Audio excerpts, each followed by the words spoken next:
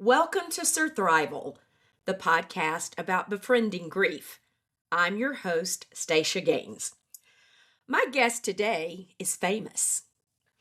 She's famous for something that nobody ever wanted to be famous for. Lisa McNair is a friend of mine from church. We both go to Dawson Baptist Church, and we're both in choir there.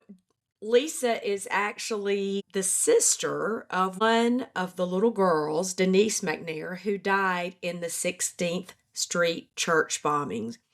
So, Lisa, tell us a little bit about who you are, where you're from, more about you. Okay. Hi, Stacia. Thank you so much for having me today. This is going to be great.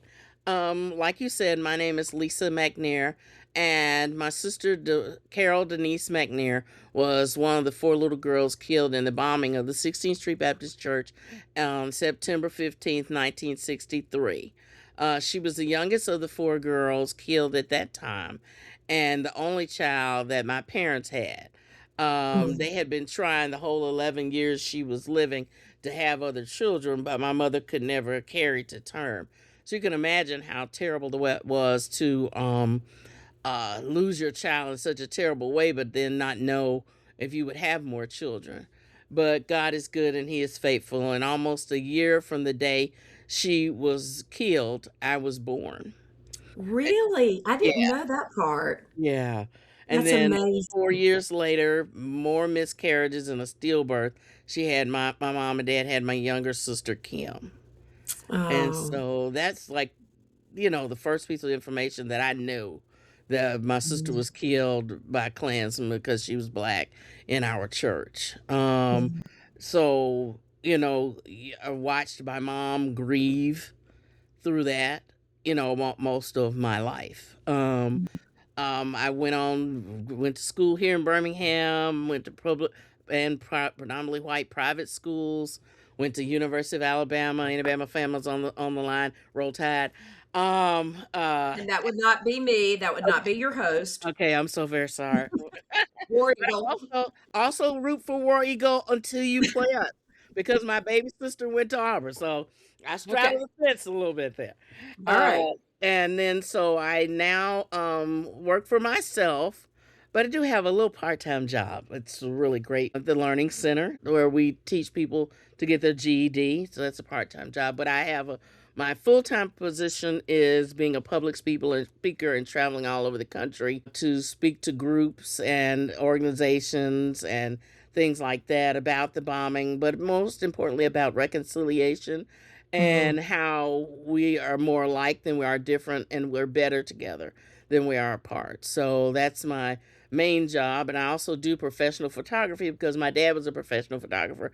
And when he retired, he left a bunch of clients. So I just picked it up, changed the names, and I do that as well. So I stay pretty busy That's most of the awesome. time.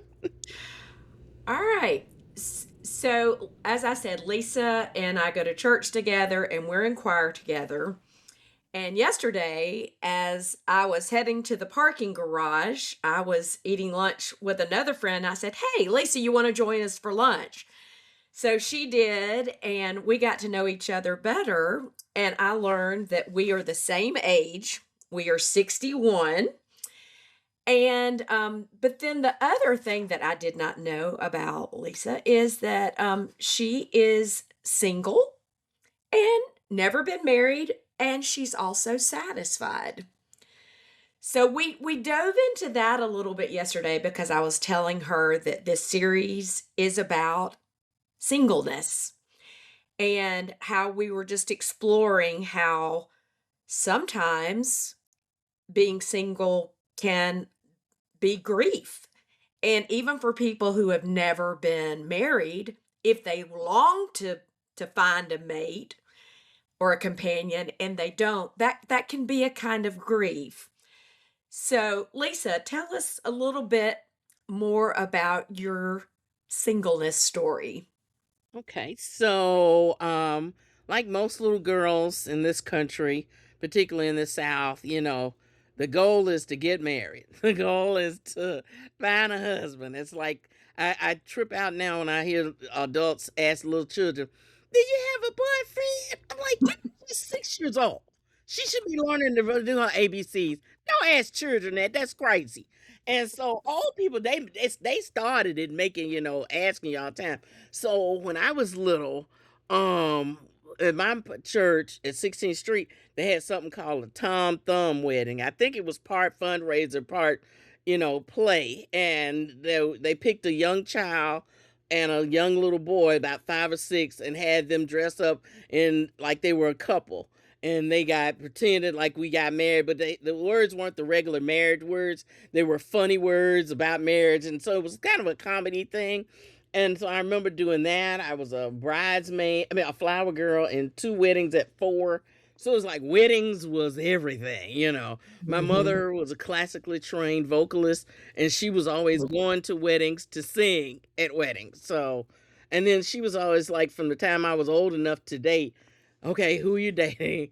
And then it got to be who you marrying. And so that just kind of became a thing. It was like a mission that you had to solve. And I was one of those people that like dotting I's and crossing all the T's.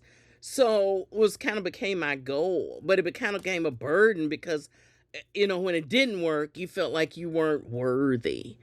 Um, Mhm. and you weren't, something was wrong with you. And why can't all the other girls, they get a man? And this is probably unchristian of me. Like other women, you would think, now they kind of ugly, not the best looking. I know I'm cuter than her, and she got a man. I don't even understand that. That don't make sense. But one of the best things that helped me was singles ministry. I went to Sardis Baptist Church after I left 16th Street, and Sardis had this amazing singles ministry. And I wish that all churches would have a ministry like that. And we would have meetings once a month, and another time of the month, we'd always have gatherings. So you had a social outlet, and you learned about Christ and what you were supposed to be doing as a single in your singleness. And that was just very encouraging to me. It was, because Mm. you start out just wanting, oh, I want to be married. And there were a bunch of us, well, what's your wedding going to be like? Oh, my wedding going to be bigger than everybody else's, and my ring going to be like this. And then after you get over thinking about that, like, there's more to that than those superficial things. What do you Yeah, really you're really talking about the wedding, not the marriage. Right, right. And what Yeah. do you really want if you want to be married? Do you really, really want to be married? What are the ups and downs? And my mom and daddy's marriage was not wonderful. But, everybody remembers them and thinks Maxine and Chris. It was a trip. Their marriage, it was a lot of ups and downs for them. Well, and they were also, for a lot of their marriage, grieving the loss of a child, which is Right, really hard on a marriage. right, right, right. And what I've learned from other family members is that at the time Denise was murdered, they weren't really together. Oh, And interesting. so, they got back together after that. And then 4 years later, right after my sister was born, my daddy left us. Hmm. And then he came back months later because the woman he was fooling around with dropped him like a hot rock. And they argued for the next 10, 15 years. They just were Hmm. never, because he just came back like nothing happened. He never apologized. And she was committed to stay, but she was hurt. And so, the marriage I was looking at every day was a crapshoot. It was not that Yeah. wonderful. So, Yeah. but I wanted it. In my head, mine was going to be different. I was going to have this. I was going to have that. But then in my 20s, all my friends started getting married. And I don't know. One year I went to 23 bridal showers, and Whoa. I either hosted it or I went to them. My mama said, "Boy, you're gonna really be blessed when your time comes because you done spent enough money on gifts and you done gave everybody in Birmingham a gift." Uh, and I learned different things about being single, trying to Hmm. be single and be content in that. But it's sad. I'm now content in it, but it had to come like 2, 3 years ago, right before I turned 60 when my mother died. I love Charles Stanley, listen to him, and he would say, God answers your prayers. He says, yes, no, and wait. So for Hmm. years, I always thought he was saying wait. But I think I wanted him to be saying wait because I didn't want him to say no, that I wasn't going to get married. But I dated so seldomly and so few times over the years of my life. it probably was that he didn't want me to do that. He wanted me to do other things, and he wanted me to Mm, be content with that, but I never wanted to accept no. But after my daddy died, like second day he was dead, I was laying on the floor and something about a wedding came on TV and I was like, "Oh my God, he's never gonna walk me down the aisle. He's dead." And mm, I was sitting on the floor watching TV and I just fell back out on the floor and cried and called 2 or 3 girlfriends. My daddy dead. He never gonna mm, walk me down the aisle, just having a meltdown.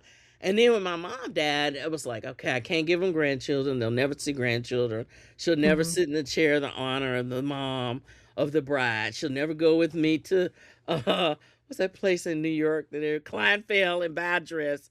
And so what you gonna do? And I decided Mm, maybe that it was no. mm. And that I needed to be content with that. And miraculously, I'm content with that. I thought that saying no or embracing the no was going to be traumatizing and I Yeah. would be in Did you so feel much like it grief. was like giving up? It was like not so much giving up, but a giving like it would say, okay, you're not worthy to have that. So you Uh, can't get that. yeah. But it turned out not to be that. That's just not my walk. And then when I look at the picture wholly, I was a child that was born to a couple who had been trying to have children for 12 years. I Yeah. came on the heels of this terrible tragedy. There's a picture of me in a national magazine as a baby. I've been in the Wow. forefront ever since I got here. I was the child that brought happiness. I was the person that brought joy. Mm. My purpose for being here is so many different things, but to just be married was not one of them. Now, I'm not saying that God couldn't send someone and or I'm the person that some dude is praying for. And that would be really interesting. And that could happen, but I'm not looking for it.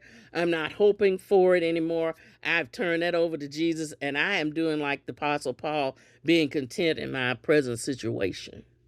I have lovely friends and family, and so I'm happy where I am. I'm not unhappy. Yeah. Can we go back to what you said about you were kind of born into grief, which is what I alluded to earlier. Did you feel that you had to provide joy and happiness not only to your family but maybe to your church family? Did you feel a certain weight to be something special because of the loss that they had experienced earlier with Denise? Not initially, but later on. Okay. Later on, I did. Particularly Hmm. after my dad left us for those few months, he was gone Yeah. because it was just me and my mom and my baby sister. And the day he left, she fell apart crying on the sofa, and she had left my baby sister in the high chair eating. And I remember we had fish, and she was taking the fish off the bone and making sure there was no bones in it and giving it to her. So when she left, Kim couldn't get any food. And so both of them were laying crying, and where I was standing in the dining room, Mm, they were just one was scream crying in one room, one was scream crying in another room, mm. and I was the one left responsible. So it was Yeah. on me to pick up the pieces. You So kinda that's had to be the adult. I had to be the adult at 5, Yeah, at 5 you years know? old. Yeah. And, so that I realized later that being happy and them being happy and them seeing me be happy was helpful to everybody concerned. Mhm. So do a good job, get good Yeah. grades, be the nice person. Not only was it things that Jesus wanted us to do, but it was important for this culture and this household to do because Yeah. these people had been through such a hard time. That That is was such important. a heavy load to bear as Yeah, a child, yeah, Lisa. yeah, That's really heavy. yeah, yeah.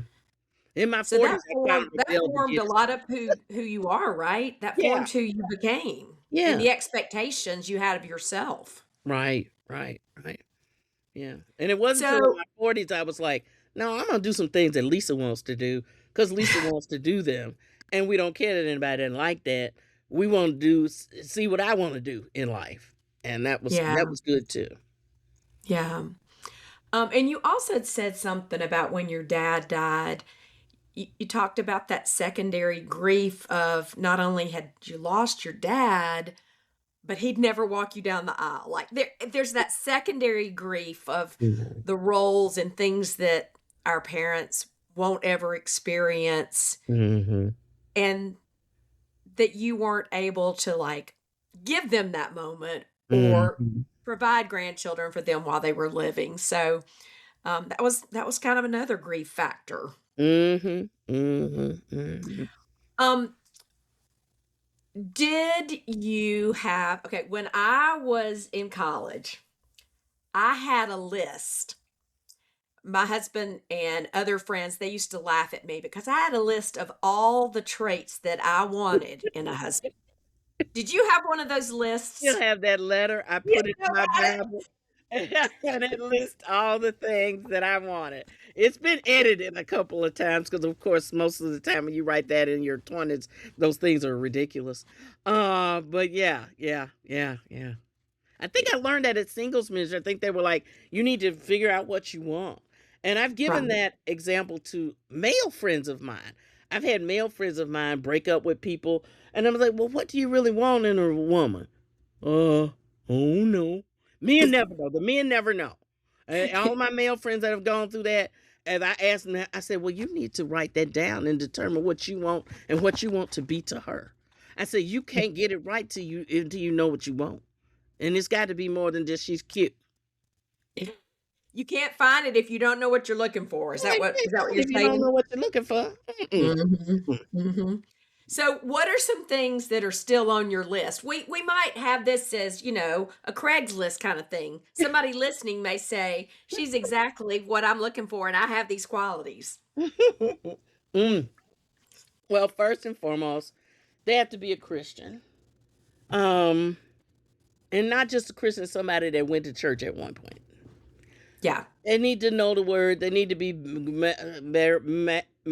married to the word, and that the Bible and God's word need to be where they go and run when things are tough. Because at 61, Mhm. you done been through some stuff, and you Yeah. got to have more to lean on than just your hopes and dreams. And if you drink, that's not gonna work. If you smoke, that's not gonna work. You need to have something real. So that's first. Yeah.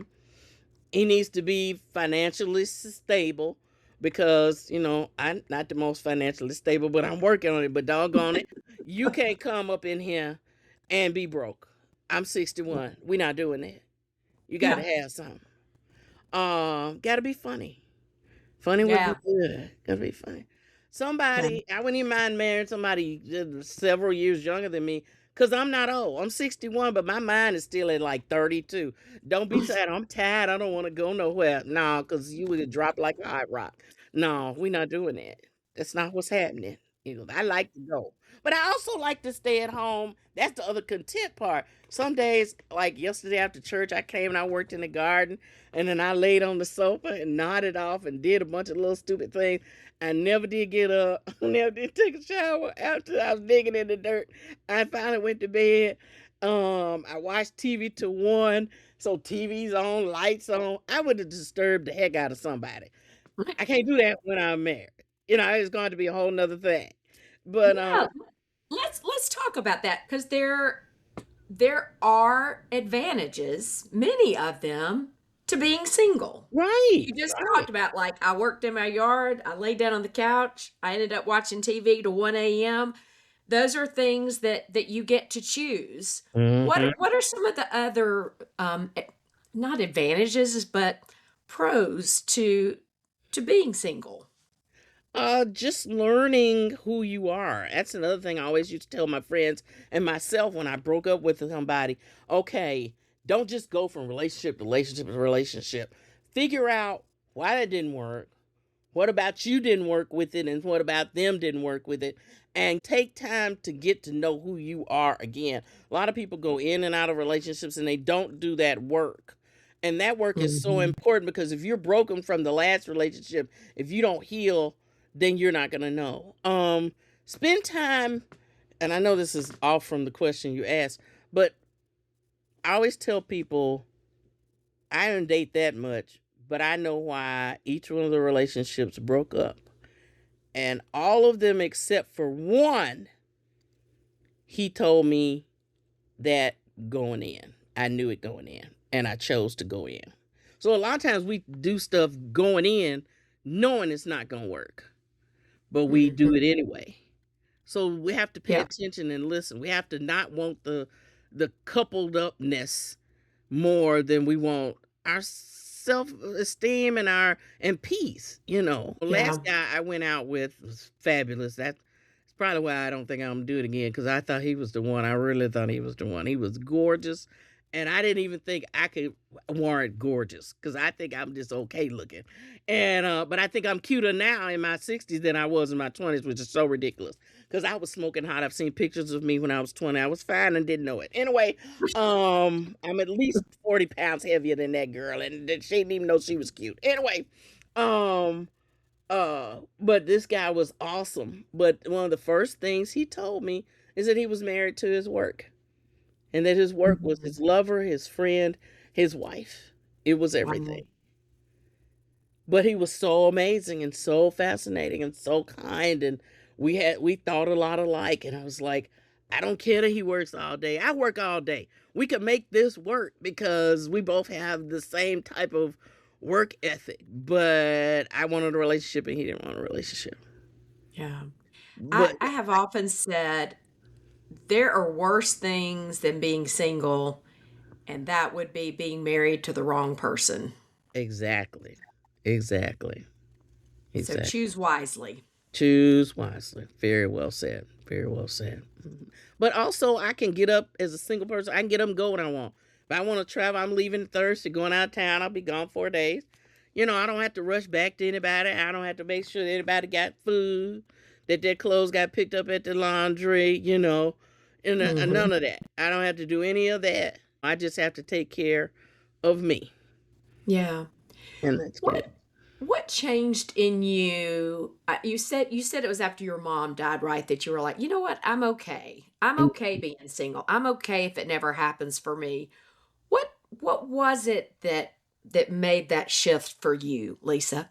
Because I had whined and cried and grieved for it for more than 40 years. Mm, And I was like, are you gonna, with whatever life you have left, are you gonna whine about it still? Or are you gonna be mm, content? I was tired of hearing myself bemoan it, you know, yeah. and talk down about it. And it just seemed like, dang, I'm sick. My mom died in what, 22? So what, that's 4 years ago. So it's like 57, I guess. So I'm like, I'm gonna spend the rest of my life being sad about that. That just seemed exhausting to me. And it was Hmm. time to turn the tide. And I just hope other people will listen to this, not wait that long. If you're in your 30s and Yeah. you still, all your girlfriends married and everybody coupled up, but you, child, go live your life. Maybe God got something different from you and you're not supposed to be like them. Go Yeah. live. Do not spend the next 30 years whining and being upset and trying to do stuff and putting on girdles when you don't feel like it, and heels, and putting on makeup and going to parties with your friends. Oh, yeah, be nice guys here when you really want to stay in and watch TCM, or fix something that's broke at your house. I love to take stuff apart and put it back together again.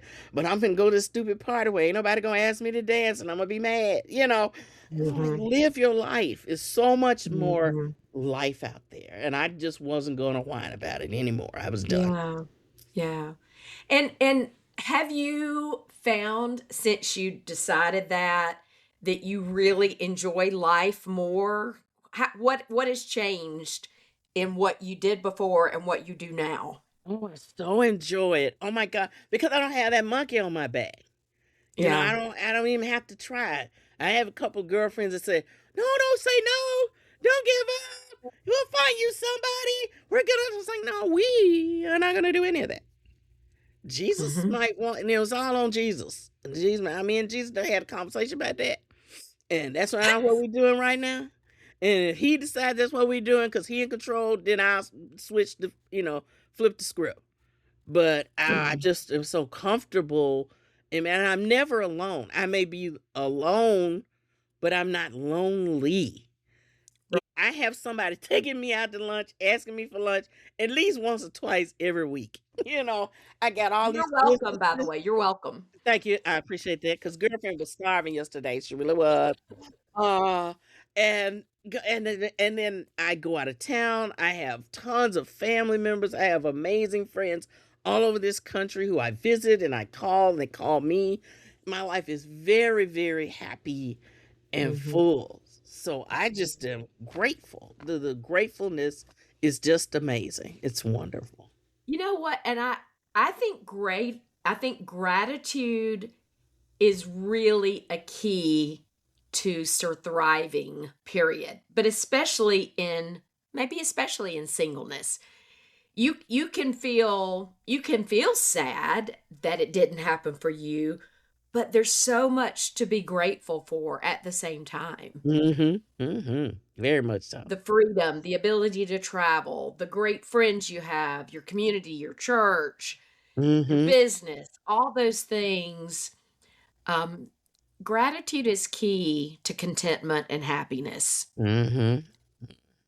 Very much so. All right, if you were going to tell your 25-year-old self, if you were going to give your 25-year-old self some advice, what would you tell her? I would tell her to stop worrying about finding a husband. Because it says in the Bible, he that findeth a wife findeth a good thing and obtain favor of the Lord. Didn't say she was supposed to find anything. Hmm. So go out there and do your thing. Finish your degree. Travel and visit, continue to visit your family and friends. Write that book 20 that you wrote that came out in 2022 that you could have written 20 years earlier. You So know, you wrote a book. I did write a book. What's the Write a name of book your book? is Dear Denise, Letters to the Sister I Never Knew. I wanted to Oh. write that book since I was 14. And I never put pen to paper until 2006. And it took me 11 years to get the book down. And then the edits Mm. and that kind of thing. It was published by University of Alabama Press. They did a wonderful job. But it was about a memoir about my life, being part of that first generation of African Americans to move freely through this country, and talking about how my parents, after Denise, put me in predominantly white school. So I had this whole white life and black life that Hmm. didn't, for the longest time, merge. And I spent years trying to find myself, trying to find who I was. And I knew that there were other people like me. Um, and living in a whole lot, like being a teenager, wanting to go on dates, and white guys won't date you, but they the only people you see because you go to school with white people, and Hmm. being lost in that, not fitting anywhere, and the it Hmm. was in not till my 30s that I realized that I didn't have to fit both places, both parts of me could be there. And so that's Yeah. kind of the gist of the book. Plus telling about the story of Denise because I have to do that. Yeah. One of the things we've talked a lot about in this series is identity. And we just finished talking to people who lost their spouse after being married. And one of the things that we all have shared is that really, in a lot of ways, we have had to get reacquainted with ourselves. I Mm-hmm. mean, number one, we do change as we age some, but also, so being married before, I've had like, I had a guest on, she said, do I really like Marvel movies, or did I just watch them because my mate liked them? And so maybe that's something else we could tell a 25-year-old or a 30-year-old who's listening to this is figure out who you are, what you like. And Mm-hmm. one of the ways to do that is try new things. Yeah. You Yeah. won't, you may not know if you like it until you try it. Right. Right. Right. Exactly. And I did a line, not line dancing, but some kind of dancing once, swing dancing, and I went on class by myself, and it was so much fun. So there's lots of things out there people can do just to enjoy themselves.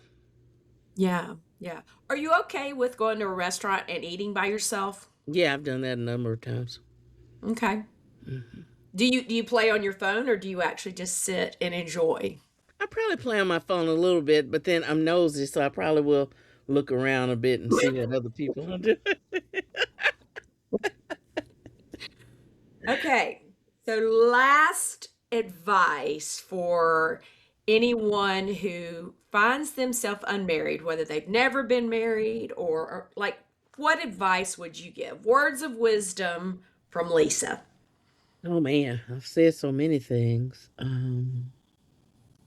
Being married is not the be all end all of everything. Enjoy your life. What I've Mhm. learned at 61, having lost both parents and grandparents and other people you loved, we're here for just a brief amount of time. It is so short. It's so short. And you waste time whining and crying about you, and you look up finally, it's like 10, 20, 30 years that you whined about something when you could have been enjoying this magnificent life that God has given us. Don't Hmm. waste it. Don't waste it.